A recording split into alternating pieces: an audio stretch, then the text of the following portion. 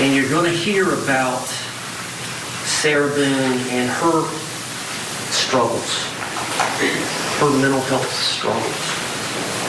Every good true crime story starts with a 911 call. This case is no exception. This is the Comm Center, and I'm Drew Breezy. All right, Comm Center family, you know we've been following the Sarah Boone case from the jump. This woman claimed her boyfriend climbed into a suitcase during a vicious game of hide and seek. And she forgot that he was in there, and she zipped it up and went to sleep after having a few drinky drinks. But the 911 call and the body cam footage, that paints a different picture. And now that the trial is finally underway, we can get into the latest updates. Before we dive into the courtroom drama, remember those pre-trial battles? Sarah Boone made some motions, pre-trial motions with her new attorney prior to the beginning of this trial. Let's go through some of them. First, she had a request to have her hair done. And yes, that's a check. Yes, you can have your hair done, Sarah Boone, at trial.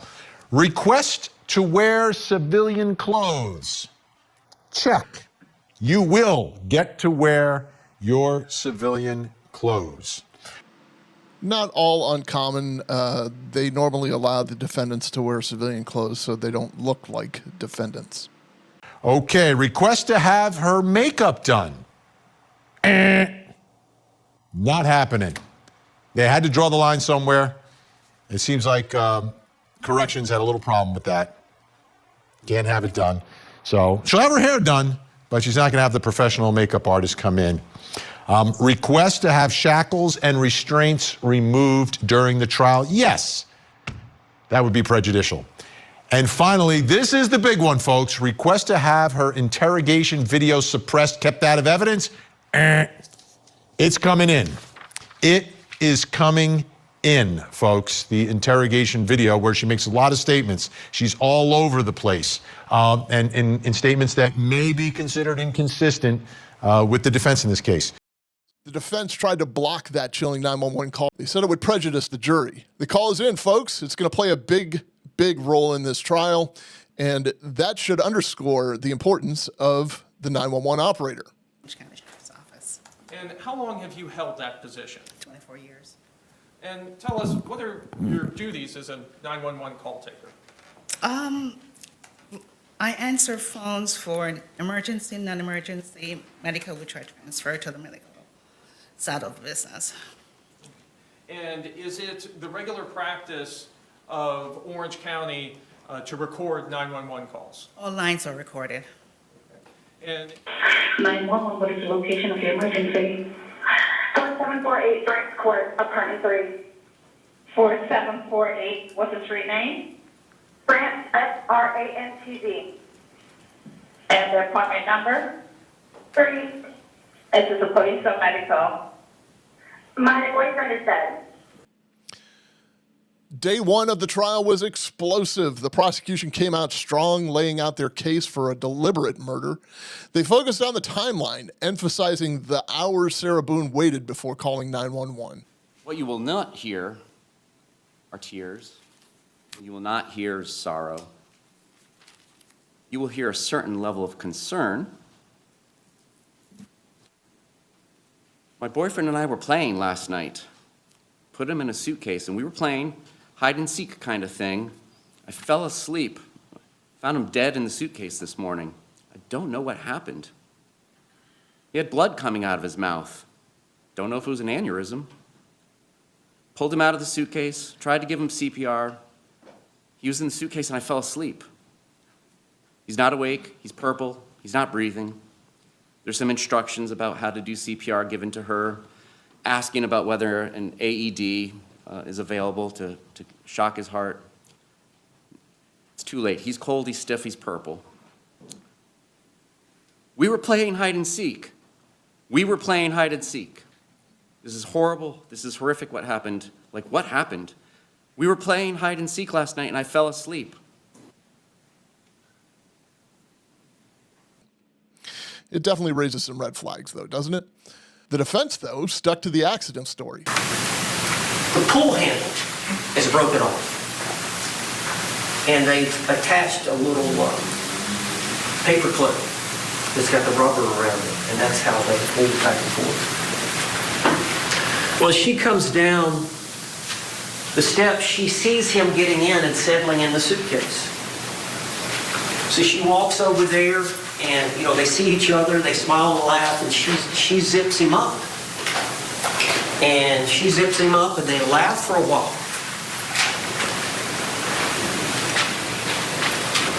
And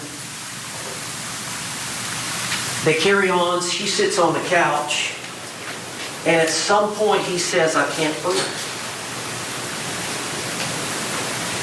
Now, his face is facing the zipper, and she's got 2 or 3 inches that she's opened it. And she doesn't know, they're intoxicated, she doesn't know whether he's just saying that to try to get her to get him out or what. At what point did the neighbors start spilling the tea? Apparently, it's when they get on the stand. The real drama came from some of those neighbors. They spilled the tea on the couple's relationship, revealing this history of arguments, possible violence, and some disturbances. One neighbor even testified that he heard a very loud bang that shook his bedroom walls while he was on FaceTime with his girlfriend. And what about that evening sticks out to you? That sticks out to me from that night was literally just there was a very, very loud noise that I heard that was loud and powerful enough to shake my bedroom wall. And I remember that because I was sitting on my bed on FaceTime with my girlfriend at the time, and I literally felt the wall shake, and it stopped me mid-conversation. And she even asked me through the computer, like, what was that? And I was like, I have no idea. He thought it was kind of odd, but it was enough to shake his wall. Isn't that what happened with OJ and Kato Kalin, by the way? During that phone call, did something unusual occur? Yeah, I heard a noise. Now, how long had you been talking to your friend Rachel when you heard that noise? It was probably a half hour into the conversation. Okay, so about 10:40 or so you heard a noise? It's about that time. Can you describe for us the noise you heard, Mr. Kalin? It was, in my room, it has this wall and it was like that. For the record, the witness thumped on the witness stand with his fist. The state called another witness named Brandon Motes, who is also a neighbor of Sarah and George's. He paints a different picture of how they were. So I could hear something start above me super loud and then fall away from me, like it was falling down the stairs. Did this affect the walls that were between your 2 apartments? Oh yeah, me and my roommate. I remember me and my roommate talking the next day about we could literally it shook both of our rooms. Sir, you were asked by the state if you ever had any interactions with Sarah Boone or George Torres. Is that correct? Yes, sir. And I think you said you tried to avoid them. Yeah. I don't like drunk people, and they were drunk a lot, so I did not interact with them. Okay. The state even called Brian Boone, Sarah's ex-husband, to the stand.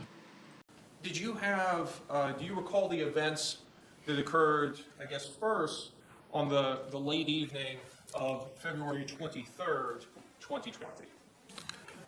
On that evening? Yes. Well, apparently Sarah called me at one point during the night. Do you recall about what time she called you? I think it was 11 something. When you answered the phone, how did Sarah sound on the phone? She sounded like she had been drinking and was pretty drunk. Were you able to understand what the defendant was saying? Somewhat, but she woke me up. I had work the next day. I was asleep when she called. She's done this before, calling me late at night, and generally I kind of just try to ignore it, so I wasn't really paying attention. Do you remember at what time on February 24th you actually got in touch with the defendant? It was like 12:30 or something. What did she tell you on the phone? That George was dead, and if I would come over. Did she say what happened to him? I don't remember if she told me then on the phone or when I got there, but she told me they had been playing hide and seek and that she fell asleep. What did you advise her to do? I told her she needed to call 911 and that I would come over as soon as I could. Did she call you again while you were en route to her residence? She did. She called to find out if I was still going to be coming over. And when you spoke with her while you were en route, what, if anything, did you advise her? I told her she needed to call 911 and told her I was on my way, but she needed to get somebody over there. How long did it take you to arrive? Total time, maybe 10 minutes. When you arrived at her apartment, tell us what she told you when you arrived. That, George was dead, and once again, I don't remember if she told me now or before that they had been playing hide and seek and she fell asleep, but I, at that time, told her again she needed to get 911 called to get somebody over there. Had she called 911 at this point? No, she had not. And let's not forget the emotional testimony from Jorge Torres' brother, the victim's brother. Man, it was tough to watch. He's definitely not a fan of Sarah Boone, but I can see where he just wants justice for his brother. Did you have an occasion to talk to your brother on that day? Yes, sir. And when you spoke with your brother on that day, did you FaceTime with him or did you speak with him over the phone? We talked on the phone. Was that phone to your ear or was that phone? It was on speaker. And who was present? My wife and my 2 kids. And without telling us anything that George may have said to you, can you tell us what the topic of that conversation was? We were just talking like we normally did. He just calling me to check on me, basically. And that body cam footage, just as disturbing as we remember, there was a little bit more shown in the trial. They actually showed the inside of the apartment where Mr. Torres lay dormant. You know, we forget that sometimes that body cam is not released at that time. Hey, do you remember that empty wine bottle found at the scene? Yeah, that could be a game changer. Did alcohol fuel this fight? Did it impair their judgment? This detail could play a big role in the jury's decision.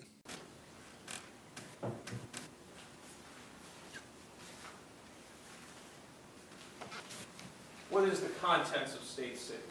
These are the 2 wine bottles that I collected from the trash can. Are these wine bottles in the same or substantially the same condition as they were at the time that you packaged them on February 24th, 2020? Yes, the same time I collected them that day. The state wisely brought in the Publix manager to testify to the receipts and to the video footage they recovered from Publix. Sir, do you recognize those items? I do, yes. And tell us, what are these items? These are Publix receipts. Are these receipts evidence of transactions at Publix? Are they made at or near the time of each transaction? They are absolutely made at the time of the transaction. One of the bigger moments of day one was when the forensic/crime scene investigator unwrapped the suitcase and the state published it for the jury.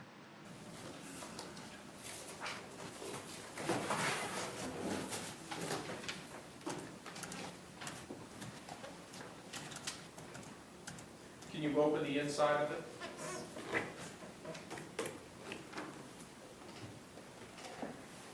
If you're watching this, you'll notice that she had a little bit of trouble trying to get the thing open from the outside. Imagine trying to get it open from the inside. This Sarah Boone case is a tragic reminder that things aren't always what they seem. We'll continue to follow the trial, bringing you the latest updates and analysis. Stay tuned, CommCenter family. Don't forget to hit that subscribe button for more in-depth coverage of cases that you probably never heard of, but are going to turn into national trials. It'll keep you on the edge of your seat. You can go to thecommcenter.com. You can go to our YouTube channel and subscribe or enjoy it in podcast format. This has its own podcast, The Sarah Boone Case. On behalf of my partner, actual 911 dispatcher John, I'm authentic cop Drew. Thanks for watching and or listening.